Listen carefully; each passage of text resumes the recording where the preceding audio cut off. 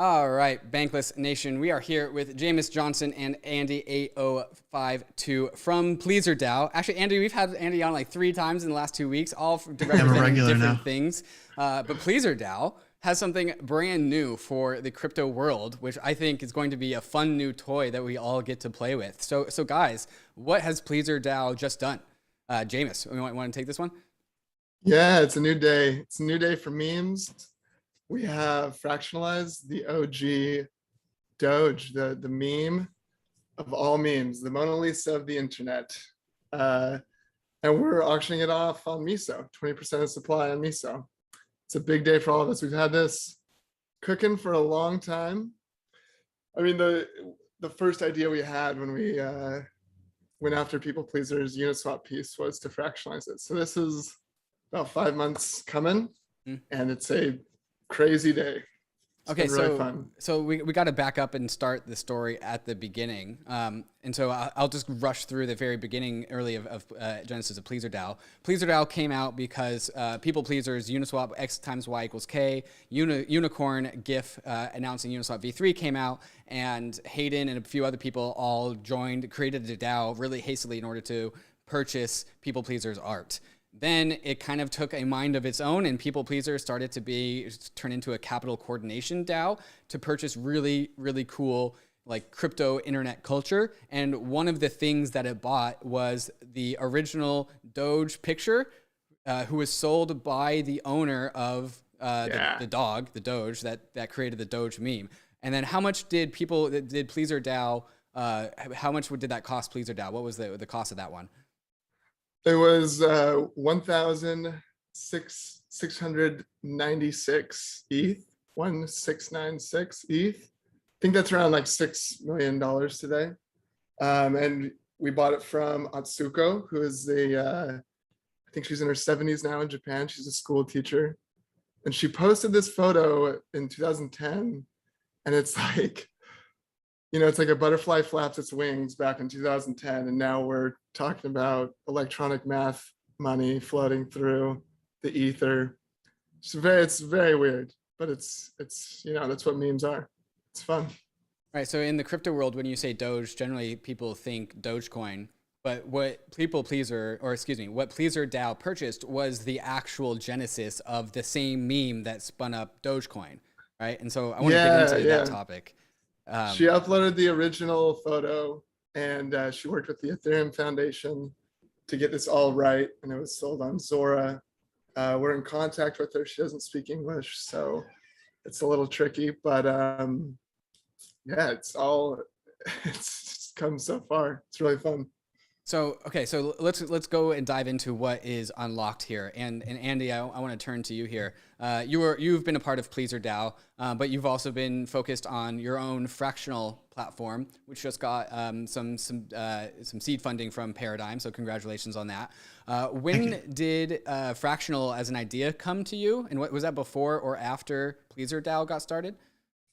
So I think it was before. Okay. Yeah, it was. I started working on fractional in February, so it's been about 7 months. PleasrDAO came to be 5 months. Yeah, March 26th. Yeah. So yeah, I've been doing it for a bit, but it was super early at that point.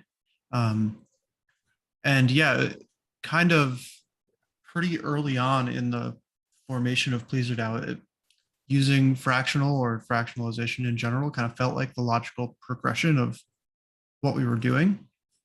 But we didn't totally know what it was ever going to look like or how we were going to do it or anything. And then we had ideas for some of the other stuff we had. And then once we had the chance to get Doge, we were like, this has to be the first thing that we do. It's just too perfect.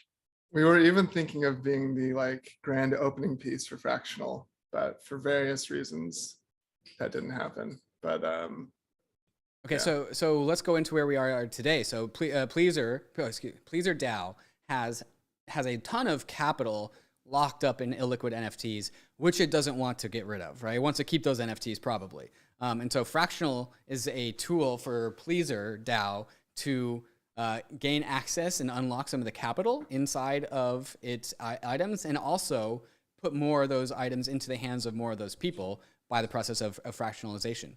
So let's go through some of the details as to how do you guys plan on getting this $6 million Doge NFT, which is a deep part of internet culture, into as many different hands as possible. You guys are starting with a sale, so let's go into the details of the sale. How is the sale mechanism actually? What are the details behind the sale? So we're doing a MISO batch auction. So essentially all of the Ethereum that's contributed to that sale, we will be distributing 20% of the entire supply to all of the participants pro rata. So if you had 1% of the contributions, you would get 1% of the 20% of tokens being distributed. And that's just that's our first move. We feel very responsible for this piece. We want to be good stewards of the community and this piece. So we want to take our time to do it right, to ensure that we can kind of hit an escape velocity of mimetic following in a community that's really strong.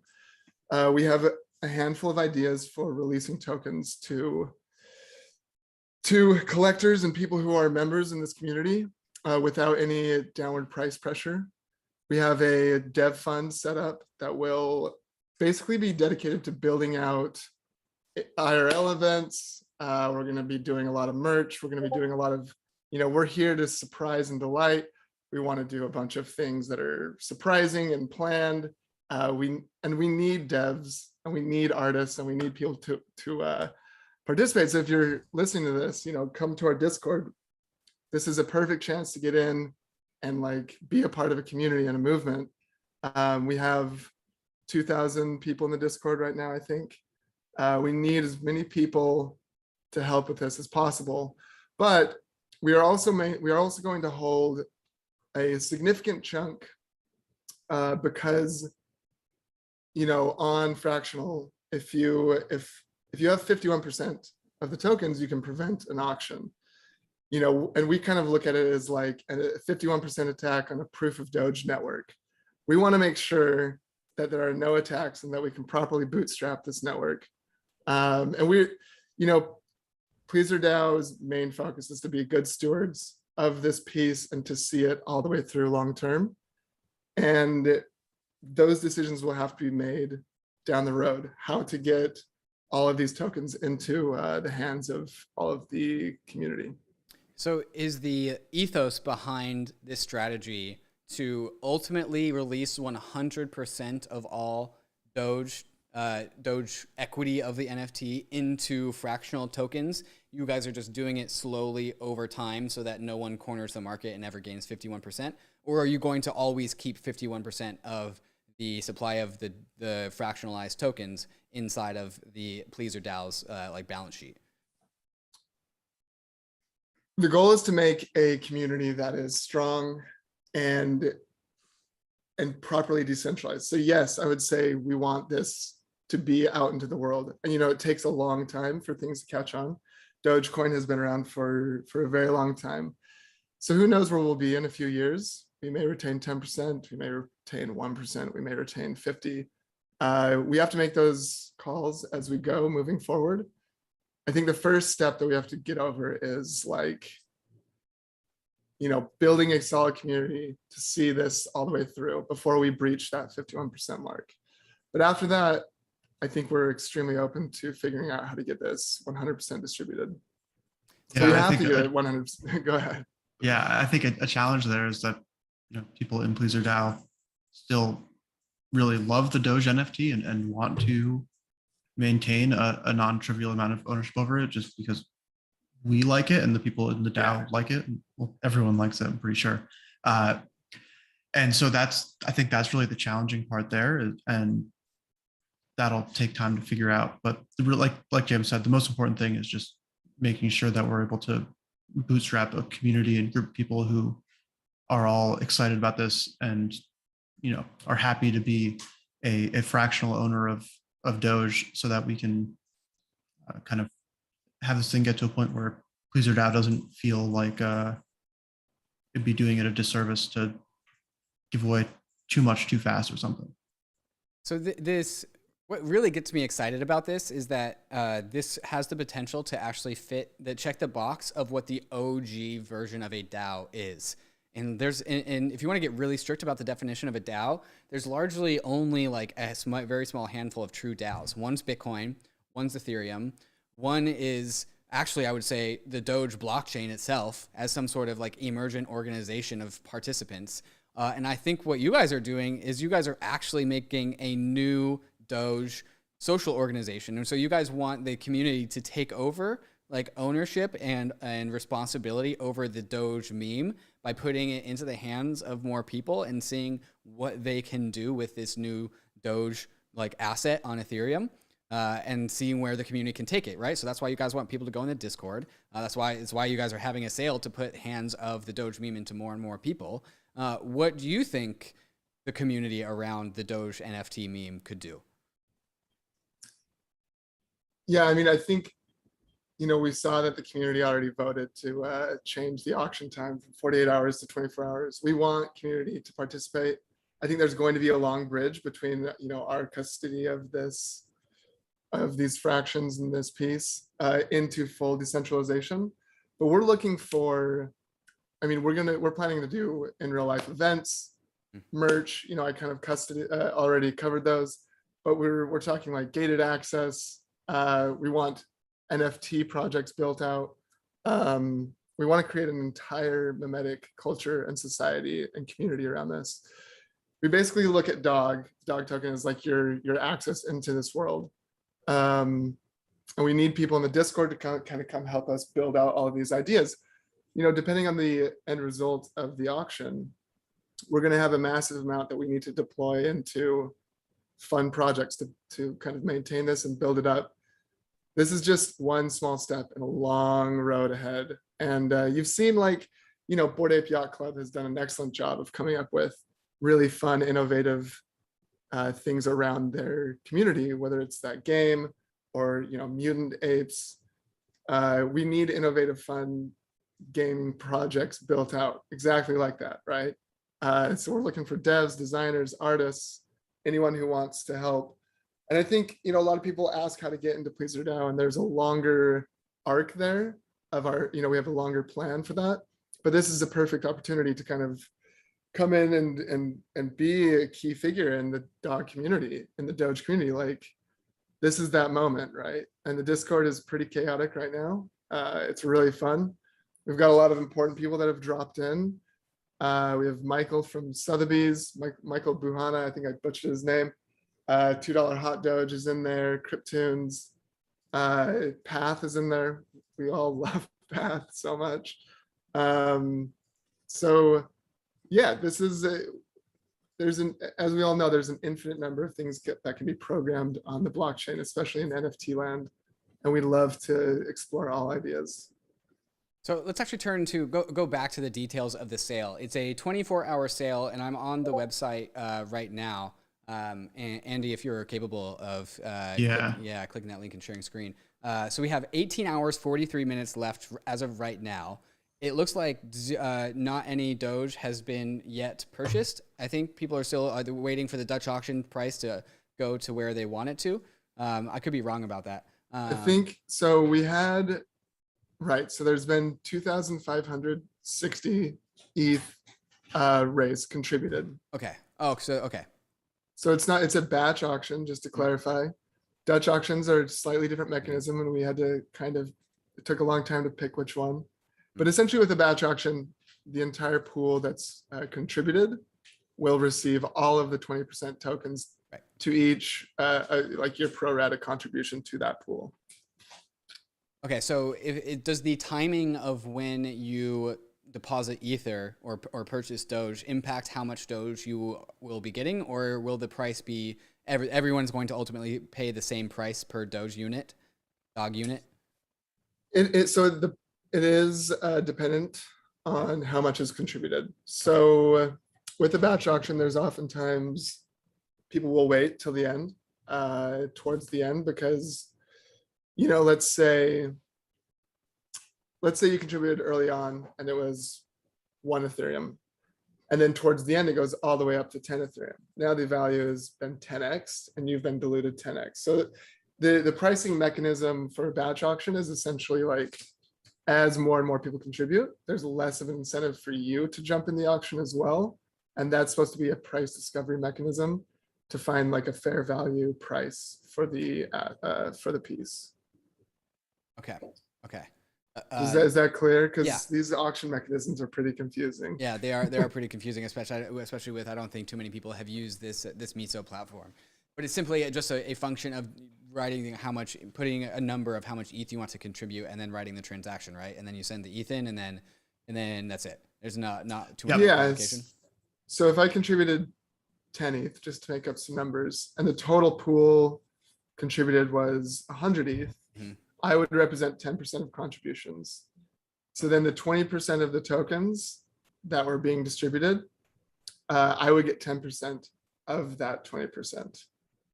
So I would get 2% of all of the tokens in the supply, because it's my share of what I contributed to the pool. Right. Okay. And so no one is putting in, like, if two people both put in the same amount of Ether, they're not getting different amounts of Doge back based on when they did it. It's just they will both get the equal amounts of Ether based on their contributions, no matter when in these 24 hours they contributed.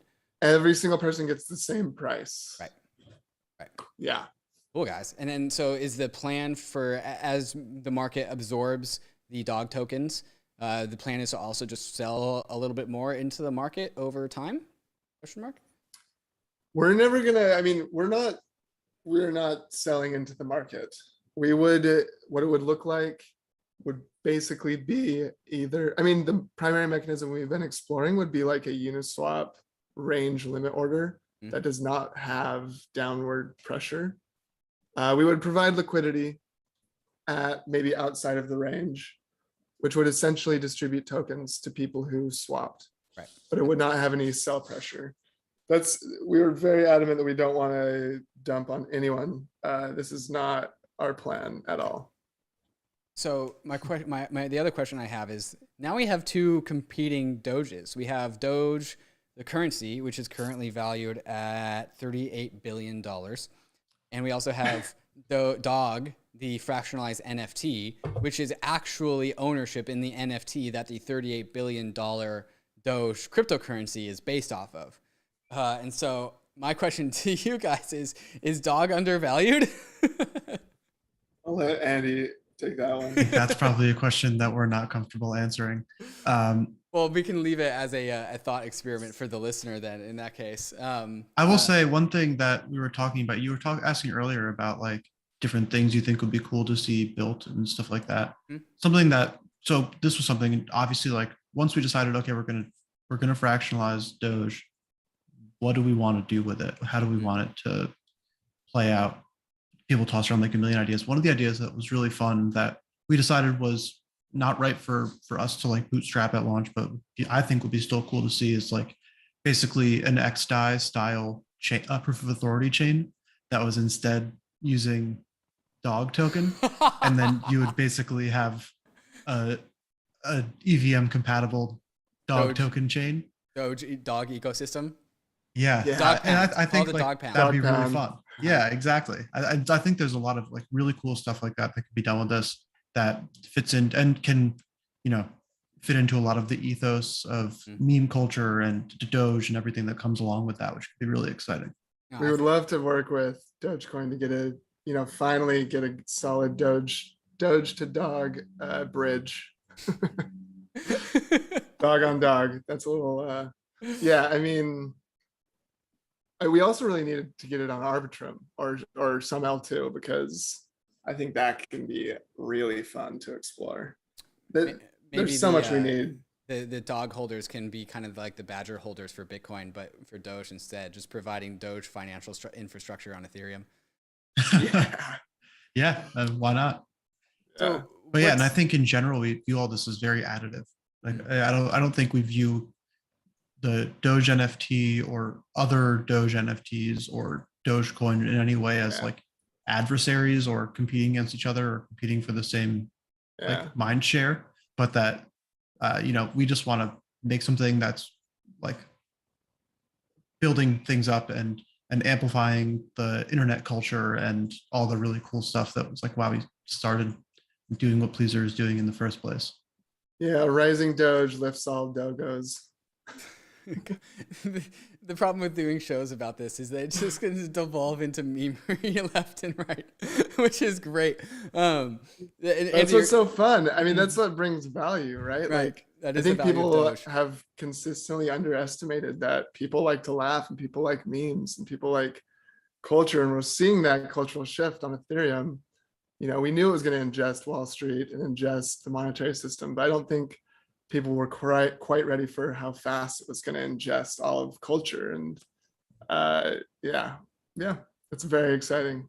And speaking to that, growing the pie collaborative nature, there's obviously a ton of alignment between PleasrDAO, which has a bunch of capital locked up in NFTs, and Andy's Fractional, which fractionalizes NFTs into ERC20 units, which are inherently more liquid. What's the future roadmap plans relationship between PleasrDAO and Fractional? Are you guys is PleasrDAO going to fractionalize more things with Fractional? Well, you know, I think each one of these NFTs that PleasrDAO has right now is very unique, in my opinion. Maybe you could lump together all of the people pleaser NFTs we have in some way, but for the most part, we have a pretty wide array of NFTs. And I think each one kind of deserves its own like thoughtful time to figure out what exactly it is. And, you know, kind of like at the end of the day, our mission is to get really valuable NFTs that we think are like super important to the history of the internet and culture, and find a way to give them back to everyone who wants to have a piece of it. And so naturally fractionalization there makes a lot of sense. And that's kind of how we're going about Doge, but I don't think we've really 100% committed to anything for anything else, because we want to keep our options open, and who knows what other things are going to come up or different ways we can do different ownership ideas and stuff with different NFTs. But I would be surprised if PleasrDAO never fractionalized anything again.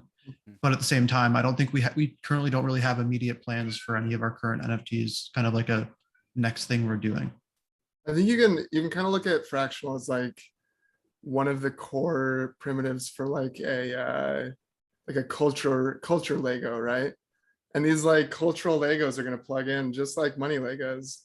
I think that's actually kind of the broader vision that most people are missing with NFTs. They get hung up on like, hey, well, why I can copy and paste this image. But, and, you know, we have to go down into the weeds about provenance and, you know, what even is worth and value. But really behind all that is this massive wave of utility and functionality that's just going to, you know, bring a whole new layer on top of what the TradFi, the traditional, trad art people are already trying to do. But it's just going to, like, we all knew DeFi was obvious, right? But like trad art is going to be ingested just the same way, and it's going to move at the speed of information, and all these pieces are going to plug in together. And at the end of the day, we are trying to get, you know, the most talented people that are pushing the limits into PleasrDAO so that we can participate in those systems and kind of explore the realm of possibilities there.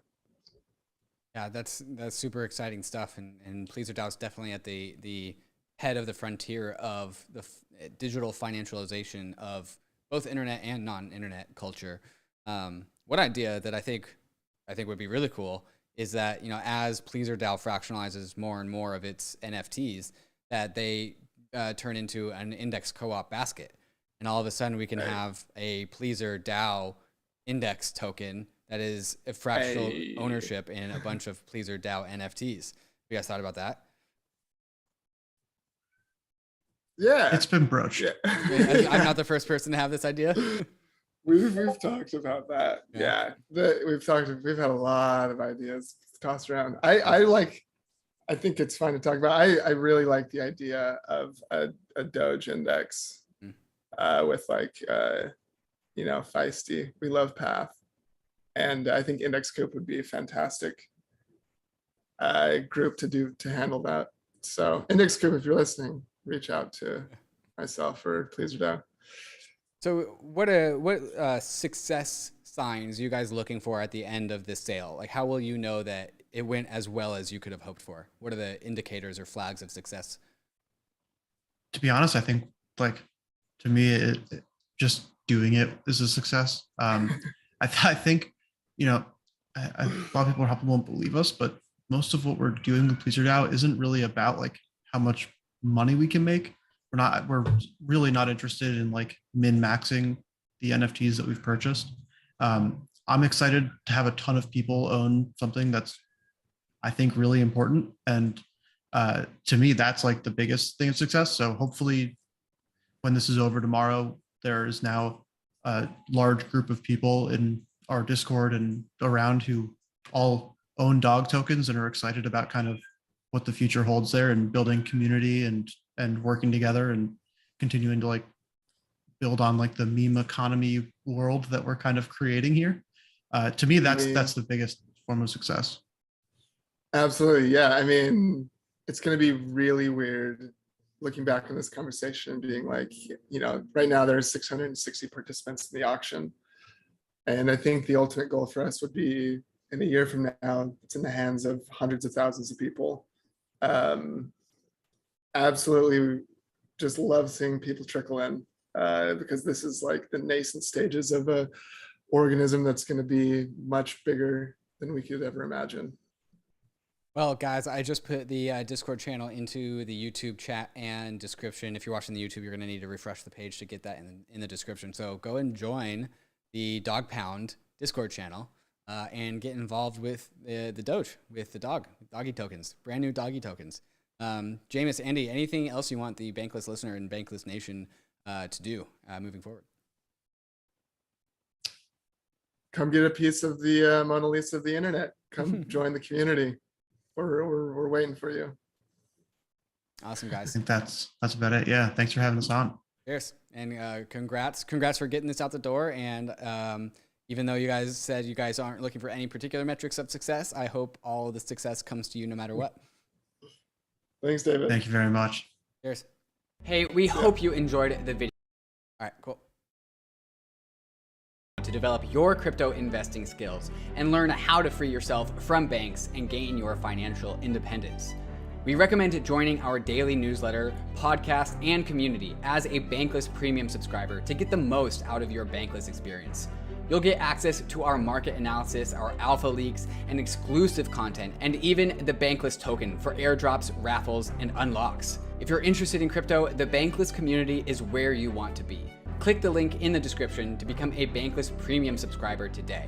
Also, don't forget to subscribe to the channel for in-depth interviews with industry leaders, Ask Me Anythings, and weekly roll-ups where we summarize the week in crypto and other fantastic content. Thanks everyone for watching and being on the journey as we build out the Bankless Nation.